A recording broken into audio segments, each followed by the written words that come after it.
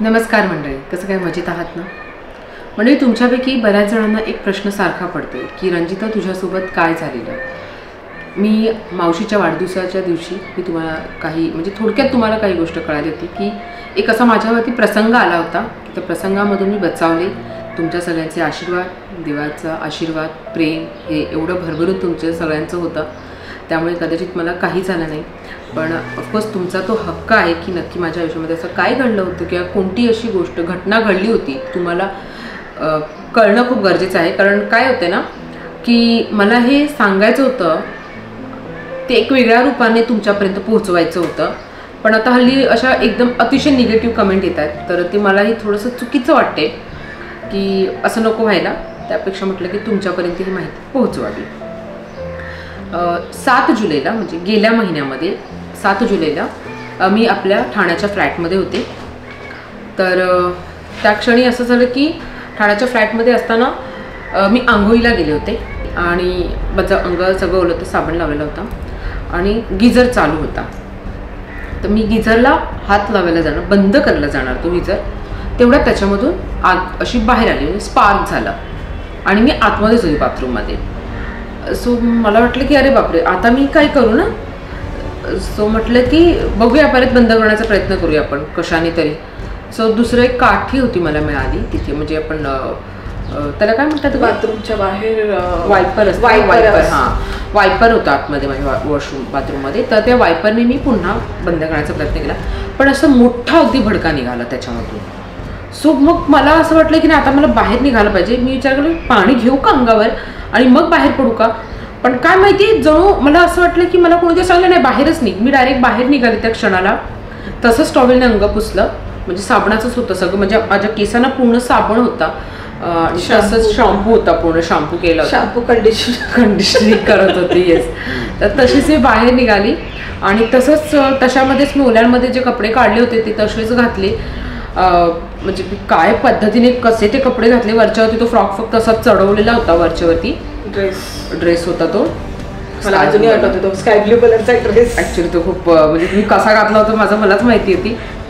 आणि घातला तो आणि मी हाक मारली पटकन. आपली जी स्टाफ आहे तिला हाक मारली, भाग्यश्रीला, की भाग्यश्री बघ इथे आग लागली आहे, काहीतरी झालं असं मला वाटते. हां, आग लागली. तर ती धावत आली, म्हणजे की ताई कुठे लागली आहे. आणि ती येईपर्यंत आगीची गोळे अशी, म्हणजे भडका एवढा वाढला होता की ते भडका अगदी असा मोठ्याने असा पूर्ण बाहेरपर्यंत यायला लागला होता. म्हणजे त्या क्षणी आम्हाला असं वाटत होतं की अरे काय करायला पाहिजे, जर हे वाढत गेलं तर सगळंच पूर्ण भस्म होऊन जाईल, काय करायला पाहिजे. मग तेवढ्यात पटकन आम्ही गॅसचं पहिलं बटन बंद केलं, लाईट इलेक्ट्रिसिटी फटाफट सगळे मेन स्विच असतात ते सगळे बंद केले आणि बाहेर आम्ही हाक मारतोय जाऊन पॅसेजमध्ये, तो कोणच नव्हतं. म्हटलं काय करावं. तर मग हिला सांगितलं एक काम कर, वरतीच गौरव राहतात ना रोहनचे मित्र, त्यांना फोन कर. तर मग तिने त्यांना फोन केला, पण ते बाहेर गेले होते. मग ते बोलले की थांब मी श्रेयाला सांगतो, ती तरी येईल. पण म्हटलं ही श्रेया इथे कसं काय येऊन, म्हणजे हे सगळं जे चालले त्यामध्ये ती कसं काय येणार. पण तरी तेवढ्यातल्या तेवढ्यात ती धावत वरती गेली आणि तिने तिला बोलवलं, म्हणजे तिला सांगून आली. ती खाली येईपर्यंत तेवढ्यात ऑलरेडी भाग्यश्री खाली आली होती, पटकन तू तयारी करून खाली येत होती नाही. ती येईपर्यंत त्या 5-10 मिनिटांमध्ये आम्ही आमच्या पॅसेजवरती तो सिलेंडर लावला होता जो आपण आग विझवतो, फायर एक्सटिंग्विशरचा जो आपला सिलेंडर असतो तो होता, आपला फ्लॅटच्या बाहेर होता. सो तो आम्ही खेचण्याचा, पूर्ण काढण्याचा प्रयत्न करत होतो. तो आम्हाला दसता निघाल, मी पहिल्यांदा तो पाहिला होता, कारण की काही अशी सिच्युएशन चालली नव्हती कधी. सो तो मी काढला पूर्ण असा तोपर्यंत. आणि मी खाली लाईक सिक्युरिटीला इन्फॉर्म करायला गेली की बिल्डिंगची जी मेन लाईन आहे आपली इलेक्ट्रिकची ती स्विच ऑफ करून ठेवा आणि फायर ब्रिगेडला कॉल करा, कारण की बरीच ॲक्च्युली आग म्हणून वाढतच चालली होती. हां, तर त्यांना कॉल करा. आणि आम्ही ते कसं मी आणि तिने मिळून आम्ही दोघींनी ते खेचून काढला तो सिलेंडर. आणि त्याच्यानंतर मी तिला विचारलं तुला येतो का, ते हो मला येतो. म्हणजे ठीक आहे, आपण ओपन करून त्याच्याने आग विझवण्याचा पूर्ण प्रयत्न करूया. कारण की मला भीती हीच होती की बिल्डिंगमध्ये बरेच लोक राहतात. आपल्या म्हणजे माझं तर चूक नव्हतीच, पण ही याच्यामध्ये कोणाचीच नव्हती बेसिकली. हां, ते ऍक्सिडेंट असं घडलं होतं की, पण असं वाटलं की माझ्या घरात आग लागले, पण ही वाढत नको जायला, कारण की ती वायरिंग आहे. वायरिंग ही इंटरनल अटॅच असते. सो वरती राहते फॅमिली, खाली राहते फॅमिली, कुणाला माहीत नसेल, कोण आंघोळीला गेलं असेल, कोण कुठे गेलं असेल, दुपारची जरी वेळ असेल तरी. तर मग म्हटलं की नाही, कसंही करून हे सगळं म्हणजे थांबवायला पाहिजे म्हणून आम्ही काहीच विचार नाही केला की कोणी येईल आम्हाला हेल्प करेल वगैरे. आम्ही सर तो गॅस सिलेंडर ओपन केला आणि त्या आगीवरती मारण्याचा पूर्ण प्रयत्न केला. पण ना ती आग एवढी जास्त होती ना की ती म्हणजे अशी फायर काळा धूर, पूर्ण वॉशरूम पूर्ण काळं झालेलं. म्हणजे काय नवीन कलर केलेलं, ते नवीन कलर खूप कम्प्लिटली ब्लॅक झालेला होता. मीनवाईल आम्ही लाईक माझा जो भाऊ आहे त्याने कॉन्टॅक्ट केला हेल्पलाईन नंबरवरती फायर ब्रिगेडच्या. ते येईपर्यंत ते खूप जास्त वाढतच चाललं आणि पूर्ण आमचा बेडरूम पूर्ण काळा धुळीने आणि पूर्ण असं धुळीने भरला होता. म्हणजे आम्ही आतमध्ये जाऊ की नको हा विचार करत होतो. पण त्या क्षणी असं झालं की नाही, जाणं गरजेचं आहे, आपल्याला ते विझवणं खूप गरजेचं आहे. सो तिने आणि आम्ही दोघींनी मिळून ते आग विझवण्याचा प्रयत्न करत होतो. पण आम्हाला ती आग विझवताना हे माहिती नव्हतं की म्हणजे मला तर असं वाटतं की अरे ह्याच्यामधून पावडर कशी बाहेर पडते, कारण की मला हे माहित नव्हतं खरं तर. ऍक्च्युली 2 टाईपचे ते सिलेंडर्स असतात की एक जो असतो, म्हणजे आम्हाला ही इन्फॉर्मेशन आधी माहीत नव्हती. जेव्हा फायर ब्रिगेडचे जे अधिकारी आले तेव्हा त्या लोकांनी आम्हाला विचारलं की तुम्ही कोणता सिलेंडर यूज केला.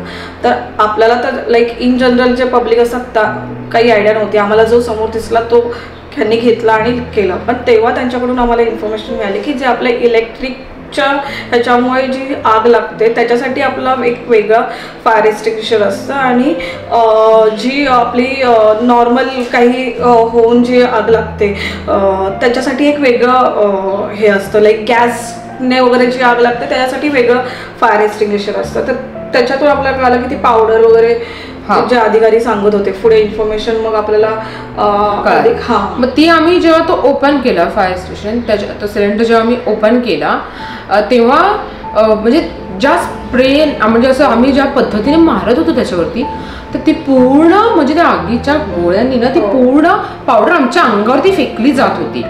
म्हणजे भाग्यश्रीच्या हातामध्ये होता, माझ्या हात आम्ही असं करून मारतोय म्हणजे तिच्या तोंडात वगैरे जाऊ नये म्हणून प्रयत्न करत होते असं म्हणजे टॉवेल, कारण की आम्हाला माहितीच नव्हतं. आम्ही पहिल्यांदा करत पूर्ण प्रयत्न म्हणजे अख्खं मी डोक्यापासून नखापर्यंत असं वाटत होतं की माझ्या अंगावरती कोणतरी पीठ उडवलंय. बेसिकली ती अशी रांगोळी सारखी पावडर होती.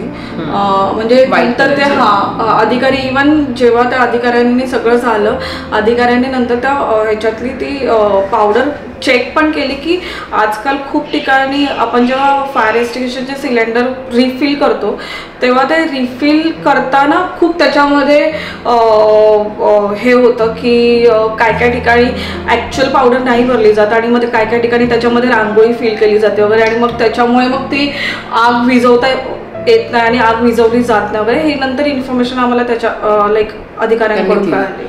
तर तिची एवढं त्याचं प्रेशर होतं आगीचं आणि ती पावडर ज्या पद्धतीने आमच्या अंगावरती उडत होती म्हणजे डोक्याच्या केसांपर्यंत पायाच्या नखापर्यंत पूर्ण आम्ही असे पावडर असं वाटत होतं की अंगावरती पिठच टाकले, एवढं सगळं असं भरलं होतं.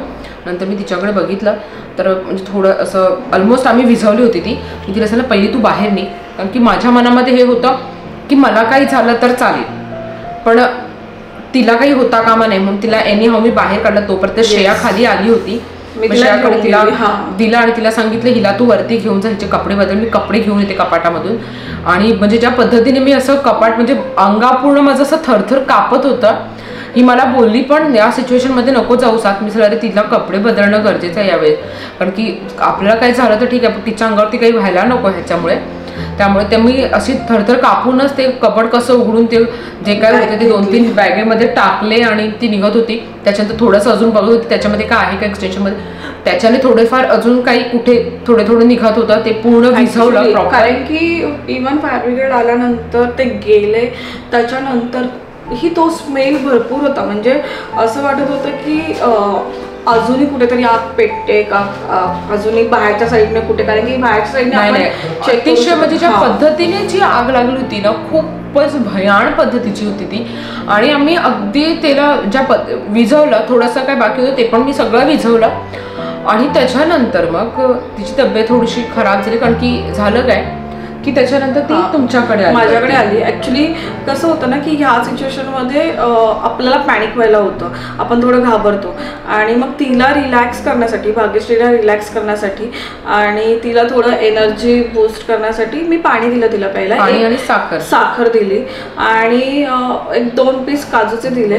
पण त्याच्यामध्ये चुकी ही झाली की पाणी प्यायली आणि त्यात ते काजू खाल्ले, त्याच्यामुळे ते जी पावडर तिच्या आतमध्ये जी गेलेली होती ती चिकटली, थ्रोट लाईनला चिकटली आणि त्याच्यामुळे थोडा जास्त त्रास झाला, तिला थोडासा जास्त त्रास झाला. त्यानंतर आम्ही कंटिन्यू डॉक्टरांना फोन करतोय. म्हणजे संडे होता, डॉक्टर्स बंद होते. पण हिचे मिस्टर आले गौरव, त्यांनी कुठून डॉक्टरांना शोधून वगैरे आणलं, मुलुंडवरून ना, मुलुंड जाऊन घेऊन वगैरे आले. पण तिचा म्हणजे खूप जास्त तब्येत खराब होती. मध्ये म्हटलं तर काय करावं आणि हॉस्पिटलला आता जायचंय, कसं जायचं मला काहीच माहिती नव्हतं खरं तर ठाण्यातलं. तेवढ्यात विजयाला फोन केला. मग ती आणि तिचे मिस्टर 2 जण खाली आले. मग आम्ही हॉस्पिटलला गेलो आणि हॉस्पिटलला मग सगळं जे काही ट्रीटमेंट होती, ऍक्च्युली ते डॉक्टर आले, त्या डॉक्टरांनी चेक केलं आणि डॉक्टरांनी सांगितलं की हॉस्पिटलला घेऊन जा, कारण की जी पावडर गेली आहे त्यासाठी आपल्याला काही मेडिसिन्स आणि इंजेक्शन देणं गरजेचं आहे आणि त्याच्यासाठी आपल्याला फर्स्ट चेकअप करणं गरजेचं आहे. मग त्याच्यासाठी मग विजयाताई आणि त्यांचे जे हस्बंड होते, अनुष्का वगैरे होती, त्या आम्ही सगळ्यांनी, मग मी इथे रूममध्ये थांबली कारण की जे अधिकारी होते ते त्यांना रूम चेक, म्हणजे आमचं सगळं झाल्यानंतर मग अग्निशमन दलाची गाडी आली होती, पोलीस आले होते, सगळे आले होते. त्याच्यानंतर पूर्ण बिल्डिंग जमा झाली होती. पण त्या सिच्युएशन मध्ये मला पाऊल टाकायची हिंमतच नव्हती घरामध्ये. इव्हन त्याच्यानंतरही खूप म्हणजे बोलतात ना की आपण असं कधी एक्सपेक्ट नव्हतं केलेलं. इनफॅक्ट जेव्हा भाग्यश्री माझ्याकडे आली आणि भाग्यश्री मला बोलली की ताई चला पटकन खाली आग लागली, मी थोड्या वेळासाठी होती, शॉक होते की नक्की कुठे आग लागली, म्हणजे काय झालं अचानक. आमचा काहीतरी वेगळा प्लॅन होता आणि हे अचानक हे असं समोर आल्यानंतर मी ॲक्च्युली शॉक झालेली. आणि असं सिच्युएशन जेव्हा माझ्या गाडीला आग लागलेली तेव्हा झालेली होती, पण तेव्हा मी नव्हती इथे, त्याच्यामुळे मी लाईव्ह ते बघितलं नव्हतं. पण ही जी सिच्युएशन होती ती मी लाईव्ह बघितलेली आणि तेव्हा असं खूप पॅनिक व्हायला झालेलं. म्हणजे लिटरली असं झालेलं की आपण भले आपल्याला नॉलेज नव्हतं पण आपण दुसऱ्यांपर्यंत इन्फॉर्मेशन पोहोचवली पाहिजे की त्या सिच्युएशनमध्ये आपण कसं काय करायला पाहिजे. आता तिला बरं नव्हतं, मग तिला आम्ही हॉस्पिटलला नेलं. त्याच्यानंतर सगळं व्यवस्थित ट्रीटमेंट केली. त्यांनी सांगितलं काय नाही, व्यवस्थित झालं.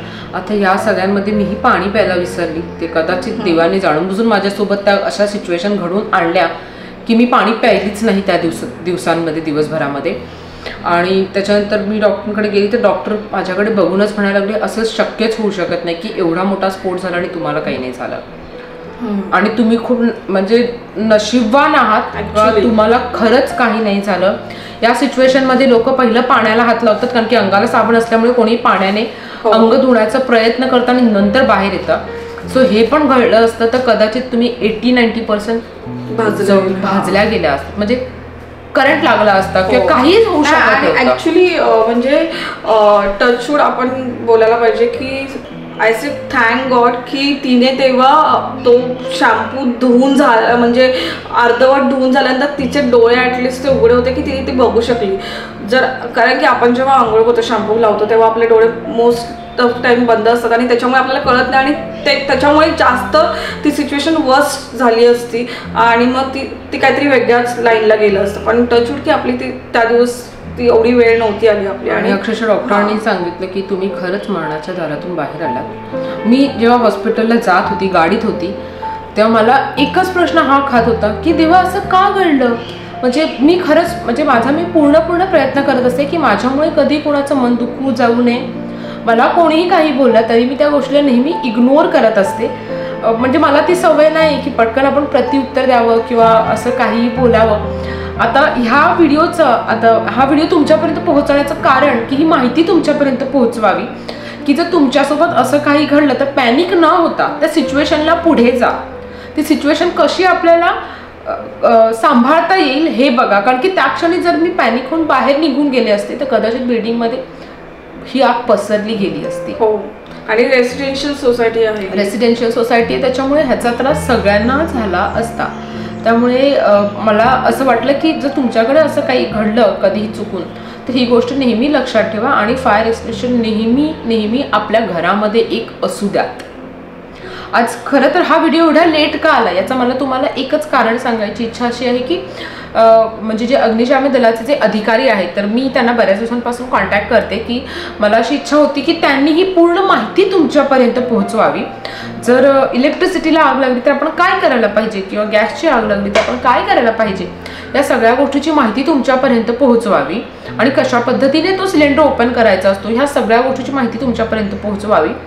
यासाठी मला थोडासा उशीर झाला, पण ठीक आहे, मला त्यांच्याशी कॉन्टॅक्ट नाही करता येत आहे आणि मी एकदम वेळा फोन पण केला तर ते बोलते मॅडम आम्हाला ॲक्च्युली अशा पद्धतीने सांगा लाऊड नाही आहे वगैरे अशा गोष्टी माझ्या निदर्शनास आल्या. तर मग म्हटलं की राहू दे, मे बी त्यांनाही त्यांची नोकरी आहे, तर गव्हर्नमेंट सर्वंट आहे ते, सो तसं नको व्हायला. मग आपल्याकडनं जी काही माहिती आपल्याला पोहोचवता येईल माझ्याकडनं जे तुमच्यापर्यंत तुम्हाला व्यवस्थित समजवता येईल तो मी नक्की समजवण्याचा प्रयत्न करेन. आणि मला काही बाऊ करायचा नव्हता या गोष्टींचा, कारण की जर करायचं असतं तर त्या क्षणी मी रात्री मी हॉस्पिटलमधून घरी आले होते तर मी त्याच क्षणी तुम्हाला दाखवलं असं या सगळ्या गोष्टी.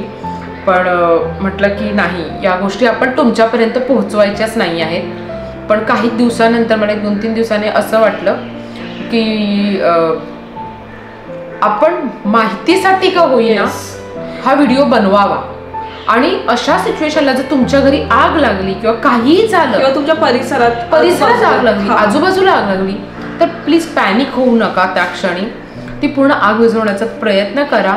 आजूबाजूचा पूर्ण परिसर क्लिअर करा. तिकडे कोणी लहान बाळ वगैरे घरात नाही आहे ना, ह्याची व्यवस्थित शहानिशा करा आणि ह्या गोष्टी सगळं करून त्याच्यानंतर मग पुढे जा आणि स्वतःची देखील काळजी तेवढीच व्यवस्थित घ्या. मी जेव्हा इकडनं गाडीमध्ये बसले होते आणि हॉस्पिटलला पोहोचत होते तेव्हा माझ्या मनामध्ये एकच होतं की मी तर कधी कुणाचं वाईट नाही केलं किंवा असं वाईट चिंतनही केलं नाही आहे, असं मनामध्ये मी कधी कुणाच्याबद्दल प्रयत्नही नाही करत. मग असं माझ्यासोबत का घडलं असेल? तुम्हाला कसली शिक्षा दिलीस? म्हणजे मी एकेका क्षणाला ही गोष्टशी आठवत होती, तुम्हाला कसली शिक्षा दिलीस. पण हॉस्पिटलला गेल्यावर कळालं ही शिक्षा नव्हती रंजिता, त्यांनी तुला वाचवलं. तो तुझ्या सोबत होता आणि बेसिकली तुला शिक्षा मिळाली असती, पण त्याच्यातून त्याने तुला वाचवलं कारण की तुझे कर्म चांगले होते. त्याच्यामुळे आपण आपल्या आयुष्यामध्ये काय करतोय काय नाही करतोय याचं भान ठेवून करा.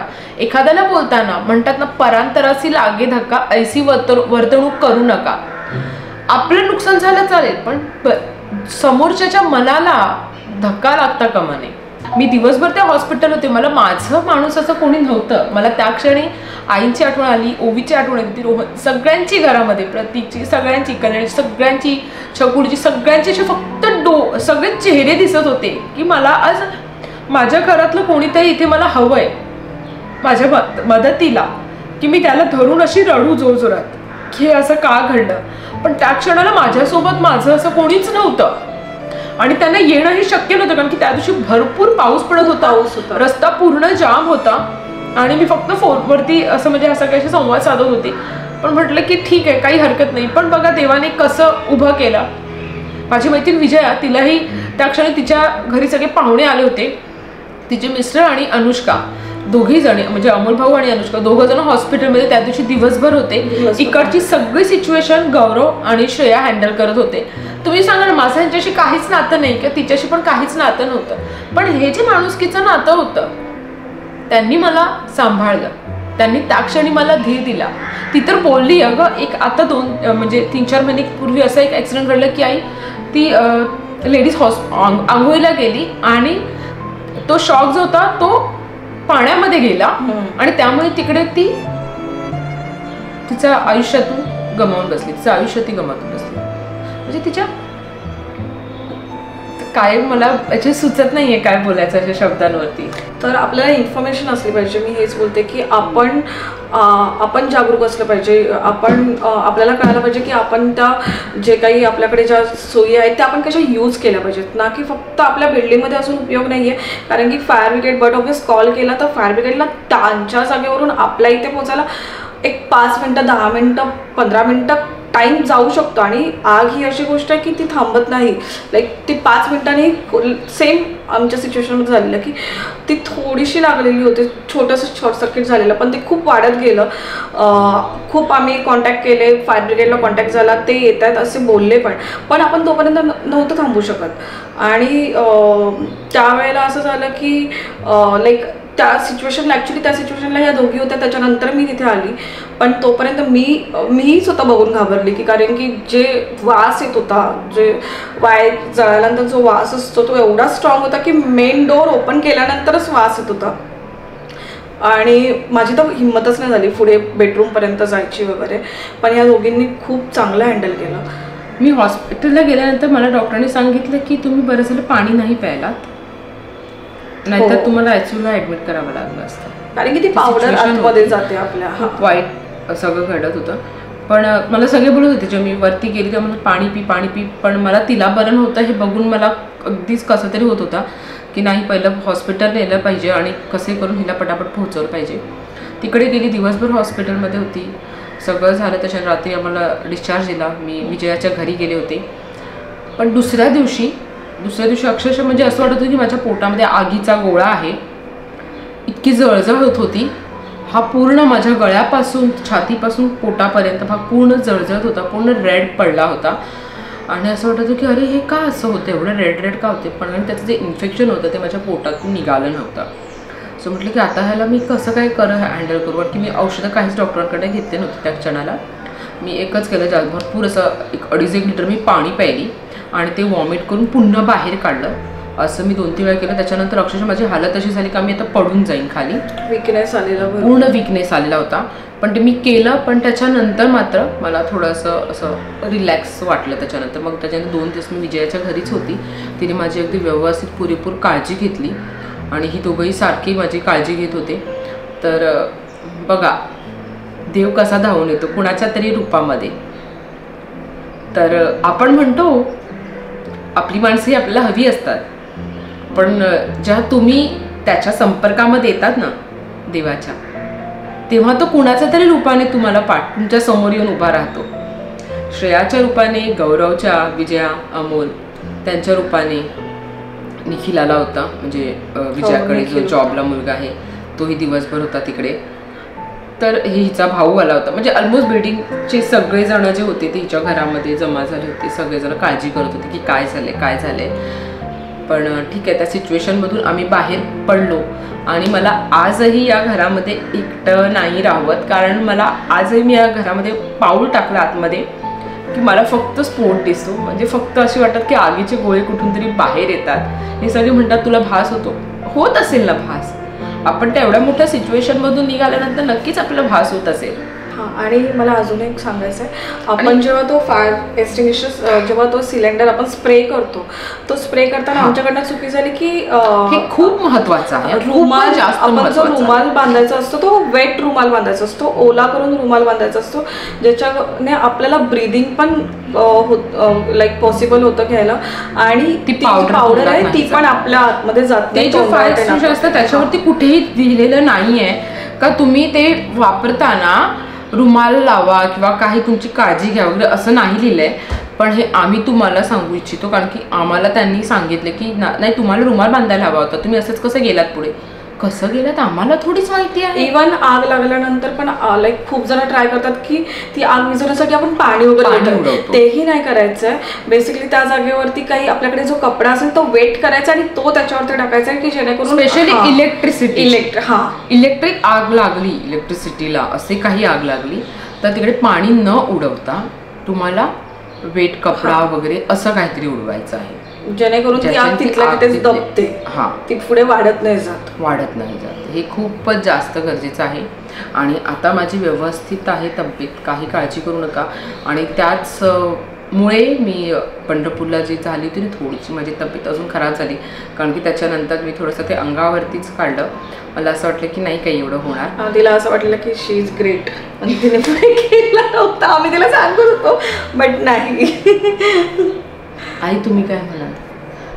आई तर फार घाबरलेलं. म्हणजे आईंना असं झालेलं की मी योग आता तेव्हा कळलं ना आम्हाला गौरव मला सांगत होता बेसिकली, कारण की गौरवने रोहनशी कॉन्टॅक्ट वगैरे केलेला. मी म्हणजे एवढी घाबरली, म्हटलं देवा पोरी आहे, ओवी आहे, तेव्हा तिला काही होऊ देऊ नको, एकटीच आहे ती, एवढंच. म्हणजे मी तिथे रडत होती, एवढी मी घाबरलेली. रोहन माझ्यावर भडकला, का रडते, व्यवस्थित आहे ती, स्त्रीला जरासं काहीतरी जरासं झालं आहे, तिला डॉक्टरकडे नेलं आहे, तर तू टेन्शन घेऊ नको. म्हटलं नाही रे, मला हिला रंजिता इकडे पण ओवीची टेन्शन आलेलं, म्हणजे पोरी आहे बारकी, तिला काही झालं तर मी तेव्हा काय करू. पण समर्थाने सगळं सगळं सगळं एकदम मोकळं करून ना तिला सुखरूप पालघरला आणली. पण आता ती एकटी राहत नाही, आता त्याच कारणाने तिच्या सोबत आली. एक रात्र झाली. आता तिला आम्ही लाईक कसं कसं रेडी केलेलं आहे की नाही आपल्याला इथेच राहायचं आहे. तिची कामं होती 2-3, तर म्हटलं चल एक रात्र राहूया आपण, तुझं सगळं उरकून घे. ते एकटी राहत मी आली, म्हणजे खूप प्रयत्न करते राहण्याचा, आणि जरी मी आली तशी हॉलमध्येच वावर करते, आणि रात्री झोपण्याची वेळ झाली का मग हिच्याकडे जाते. रात्री झोपणार नाही. आणि खरंच त्या दिवशी म्हणायचं नशीब म्हणायचं की नॉर्मली माझी सकाळी 7-7:30ला आंघोळ होते, आणि त्या दिवशी विजयाने मला फोन केला होता रात्री की कुठे आहेस, एकटीच आहेस का घरी. मी सांगितलं हो एकटीच आहेस. मग एकटीच आहेस ना, मग घरी कशाला थांबतेस, आमच्या घरी ये ना, आपण जेवायला बाहेर जाऊया. मी सर पण जेवायला मी बाहेर येते, पण रात्री मला घरी सोड. ठीक आहे आपण बाहेर जेवायला जाऊ, पण रात्री घरी सोड. ती बोलली हां हां ठीक आहे चालेल.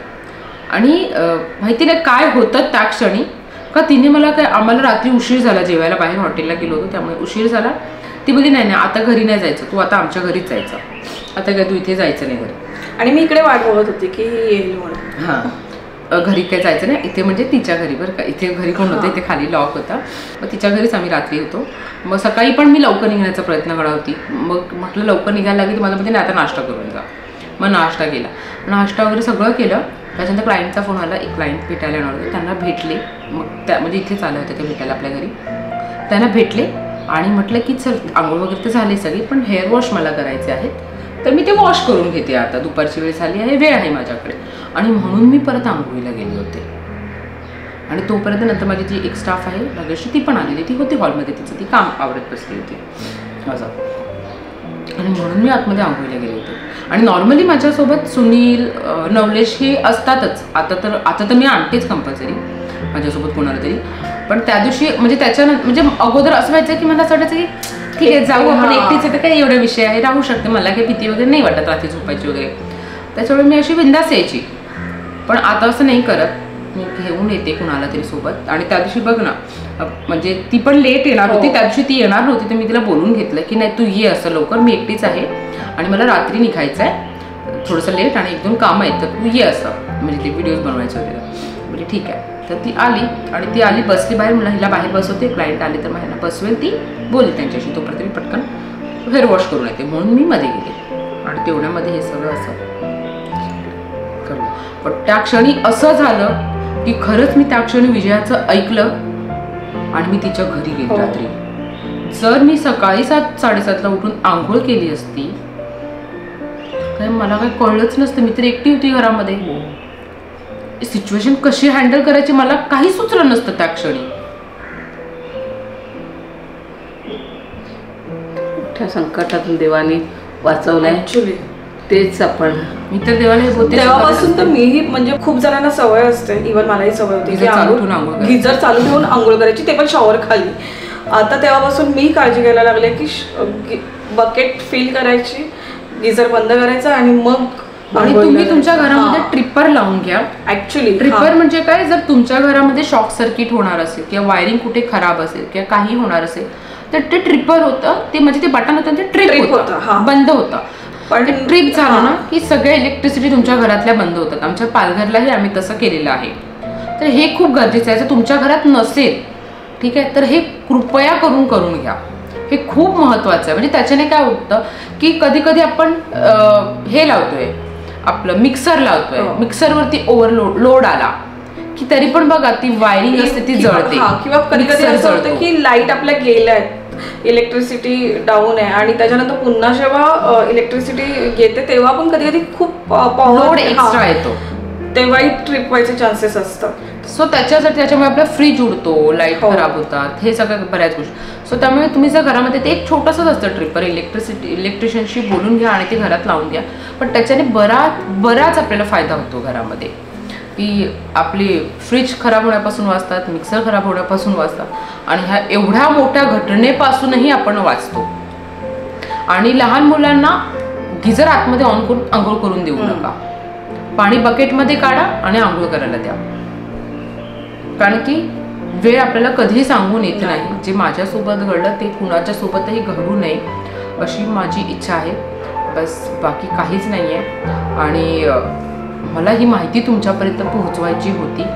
आता माझी तब्येत मला माहिती, मला बऱ्याच जणांनी मेसेज केले व्हिडिओ म्हणजे, आणि काही जणांनी असेही कमेंट केल्या की ह्यांना काय हे हवं होतं, फुटेज घ्यायचं होतं, व्ह्यूज हवे होते, त्यामुळे त्यांनी असं सांगितलं की असं होतं. पण असं नाही आहे. त्याची माझ्याकडे एक छोटीशी क्लिप पण आहे, एक क्लिप पण आहे. ती सिच्युएशन जेव्हा घडली तेव्हा गौरवने ऍक्च्युली काढलेली. आपण नंतर हॉस्पिटल्समध्ये गेलेलो, गौरवला ऍक्च्युली लाईक फायर ब्रिगेडच्या अधिकाऱ्यांना ती शेअर करायची होती, त्याच्यामुळे मग गौरवने ती क्लिप काढलेली होती. ती बऱ्यापैकी तरी क्लीन करून काढलेली आहे ऍक्च्युली, कारण की सगळं क्लीन केलं. ओनर्स आलेले, ओनर्स येतानाच त्यांनी इलेक्ट्रिशियन घेऊन आलेले, तरी पण बऱ्यापैकी क्लीन केलेलं होतं. त्यानंतर ती क्लिप काढलेली आहे. आणि तुमच्याकडे असं सिच्युएशन काही झाली तर काळजी घ्या आणि थँक्यू सो मच. थँक्यू. काय ह्याच्यामध्ये असं आहे की आपणच एकमेकांना हेल्प केली पाहिजे. लाईक थँक्स वगैरे, इट्स कम्प्लिटली थँकफुल जॉब वगैरे हा काही नाही आहे. ह्याच्यामध्ये असं आहे की आपणच आपल्या लोकांचे प्राण वाचवू शकतो आणि आपणच हेल्प करू शकतो. सगळ्यामुळेच तिचं आज प्राण वाचलेलं आहे. खूप कारण की मला ना ऍक्च्युली ना सगळ्यांच्या समोर रडायला होत नव्हतं. तेव्हा मी रडू कशी असं झालं होतं की अरे एवढे सगळे बिल्डिंग मधले आलेत आणि मी कसं काय रडणार. पण त्या क्षणी असं झालं होतं की खरंच मला माझे कोणीतरी हवे होते. आणि दिवसभर असं नाही, आपला एक कम्फर्ट झोन असतो. भले आपले फ्रेंड्स आहेत, रिलेटिव्ह आहेत, पण एक आपला कम्फर्ट झोन असतो. आपलं घर एक आपला कम्फर्ट झोन असतो. सो त्यावेळेला आम्ही होतो तिच्याबरोबर. अशा वेळेला कसं आपला नवरा, आपली पोरी, आपली सासू, आपली घरची सगळी समोर दिसतात ना, असं होते. मला तर त्या क्षणी जेव्हा मी बाहेर निघाले, मला तर म्हणजे मला असं वाटायला लागलं की अरे तर माझं काय होईल. मला पटकन असं उईचा चेहरा, रोहनचा चेहरा असे म्हणजे घरच्यांचे सगळे चेहरे दिसायला लागले होते की तिथे आग बाहेर आहे माझ्यावरती एका क्षणात. पण मला माहिती नाही असं काय झालं की मी इलेक्ट्रिसिटी म्हणजे गिझर बंद करणार, म्हणजे गिझर इथे, गिझरचं बटन इथे, आणि मी असं टच करायला एवढं फक्त अर्धा सेंटीमीटर माझं अंतर बाकी होतं गिझरच्या बटनामध्ये आणि माझ्यामध्ये. आणि तेवढ्यात ते स्पार्क झालं. म्हणजे जर मी त्याला टच केलं असतं आणि त्यात ओलं कदाचित तुमच्या समोर आता मी नसते. जे सिलेंडर तुमच्या ह्याच्यावरती लॉबीवरती लावलेले असतात त्याच्या डेट चेक करा ऍक्च्युली. कारण की आमच्या इकडे जो सिलेंडर लावला होता त्याची डेट गेली होती, 10 वर्ष झाली होती डेट जाऊन. बेसिकली काय झालेलं की जे बिल्डिंग कन्स्ट्रक्ट होऊन 10 इयर्स झालेले आहेत आणि जेव्हा बिल्डिंग कन्स्ट्रक्ट झालेली तेव्हा ते सिलेंडर्स लावलेले होते. पण नंतर मग बिल्डिंगवाल्यांनी पुन्हा ते रिफिल केले अँड पुन्हा नवीन केले, ती नंतरची गोष्ट आहे. पण ते एक्सपायरी होऊन गेली होती. भले ते यूज झाले, आग विझवता आली, पण त्याच्यामुळे त्रास होतो पावडरचा म्हणून आम्हाला त्रास झाला कारण की त्याची एक्सपायरी डेट झाली होती. सो तुम्ही जर तुमच्या घरी आहात तर ते एक्सपायरी डेट चेक करा आणि प्लीज अशा गोष्टी तुम्ही तुमच्या देखील घरामध्ये सांभाळा. हा, वेळच्या वेळी ते रिफिल करा. तुमच्या घरी ठेवा, तुमचं ऑफिस आहे तिथे ठेवा, तुमचं शॉप आहे किंवा बिल्डिंगला तर कंपल्सरीच करा. सोसायटीची मीटिंग करा आणि हे फायर एक्सटेन्शन बोर्ड सगळे तुमच्याकडे लावून घ्या, जबरदस्तीने लावून घ्या. आपण कारण ते तुमचं प्रिकॉशन तुम्ही घेणं खूप जास्त गरजेचं आहे. जान है तो जहान है. आणि थँक्स टू भाग्यश्री, तिला मी सांगेन कारण की त्या क्षणी ती देखील पॅनिक न होता माझ्या खांद्याला खांदा लावून उभी राहिली आणि या सिच्युएशनला तिने त्या पद्धतीने व्यवस्थित सांभाळलं. हे खूप गरजेचं आहे. म्हणजे पॅनिक न होता, न घाबरता सिच्युएशनला हँडल. आणि समिधाताई आपल्या ट्रिपमध्ये आलेल्या, तर त्यांनीही मेसेज केला होता. वनिताताईंनी मला मेसेज केला होता, त्यांचे डोळे भरून आले. बऱ्याच जणांनी मला मेसेज केला की काय झालं आहे ते सांग. पण जेव्हा वनिताताईंनी मला मेसेज केला तेव्हा मी त्यांना फोनवरती ह्या सगळ्या गोष्टी सांगितल्या की असं असं घडलं आहे, पण आता काळजी करू नका. मी पंढरपूरला जात होती त्या क्षणी त्यांचा फोन आला होता आणि देवा जेवढं मी धन्यवाद बोलेन तेवढं धन्यवाद बोलून पण हे अपुरं असेल बोलणं. पण थँक्यू सो मच देवा की तू माझ्यासोबत नेहमी असतोच. ॲक्च्युलीच देवा की मोठ्या संकटात वाचवलंय. आणि थँक्यू सो मच तुम्हाला सगळ्यांना की तुम्ही मला जे एवढं भरभरून आशीर्वाद देतात, एवढं भरभरून प्रेम देता, खरं तर त्यामुळे मी या सिच्युएशनमधून निघू शकते.